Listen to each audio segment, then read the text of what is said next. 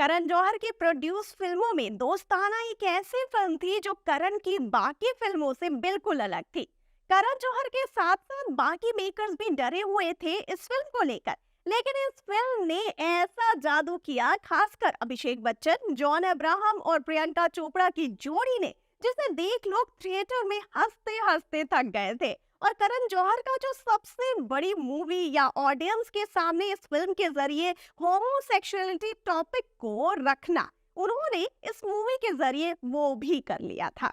साथ ही कम से कम लोगों ने मजाक में ही सही पर होमोसेक्सुअलिटी के बारे में जाना तो था और उस टॉपिक को समझने की भी कोशिश की थी। जब फिल्म रिलीज हुई, उसने उम्मीद से ज्यादा अच्छा परफॉर्म किया, तो मेकर्स ने उसके अगले साल ही ये अनाउंसमेंट करवा दी थी कि वो बहुत जल्द दोस्ताना का सीक्वल लाएंगे और उसकी कहानी इससे बेहतर होगी जो लोगों को कनेक्ट कर पाए। जिसके बाद तो मानो जैसे ऑडियंस से ज्यादा करण जौहर ही एक्साइटेड हो गए थे और उनका एक्साइटेड होना भी लाजमी था। उनके बैनर के तले बनी फिल्म जिसे लेकर सब डरे हुए थे, उसने इतना अच्छा परफॉर्म जो किया था, इसीलिए करण जौहर ने अपनी खुशी जाहिर करते हुए ये कंफर्म किया था कि बहुत जल्द दोस्ताना का सीक्वल आएगा। कुछ दिनों के बाद जब उनसे दोस्ताना 2 के बारे में पूछा गया था, तो करण जौहर ने बहुत एक्साइटमेंट और खुशी के साथ एक इंटरव्यू में ये कहा था कि उन्होंने दोस्ताना 2 के लिए कास्टिंग कर ली है और इस बार वो कास्टिंग को पूरी तरह से चेंज करेंगे।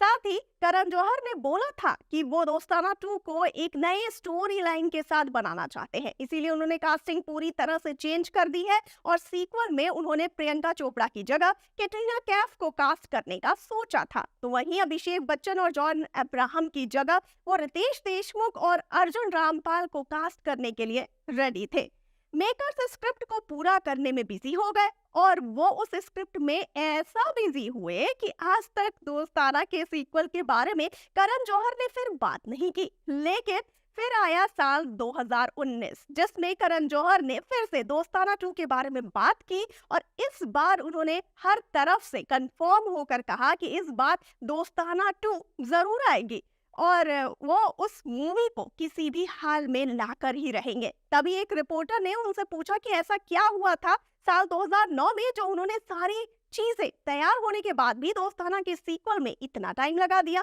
ऑडियंस की जो इच्छा थी कैटरीना को देसी गर्ल के रूप में देखने की, वो भी पूरी ना हो सकी, क्योंकि जिस तरह से करण जौहर ने अनाउंसमेंट की थी उससे ये क्लियर हो गया था कि मेकर्स प्रियंका को रिप्लेस करेंगे कैटरीना कैफ से।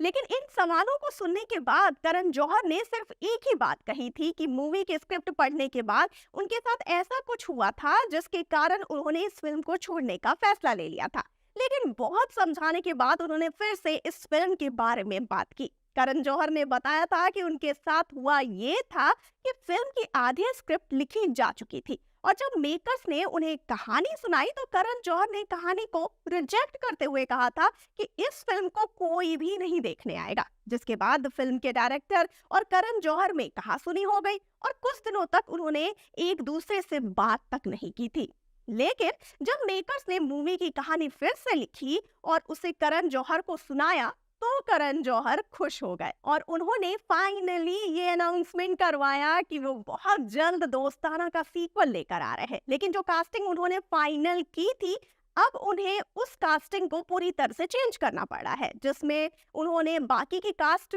तो फाइनल कर ली है सिवाय मेन लीड एक्टर के, जिसके फाइनल होते ही शूटिंग शुरू हो जाएगी और हो सके तो ये फिल्म साल 2023 के नवंबर में रिलीज की जा सकती है। आपका इस बारे में क्या ख्याल है, हमें फटाफट से बताइए कमेंट सेक्शन में। और जाते जाते इस वाले वीडियो को कर दीजिए लाइक और शेयर और चैनल को सब्सक्राइब करना बिल्कुल न भूलिए और मुझे यानी श्रुति को दीजिए इजाजत। नमस्कार।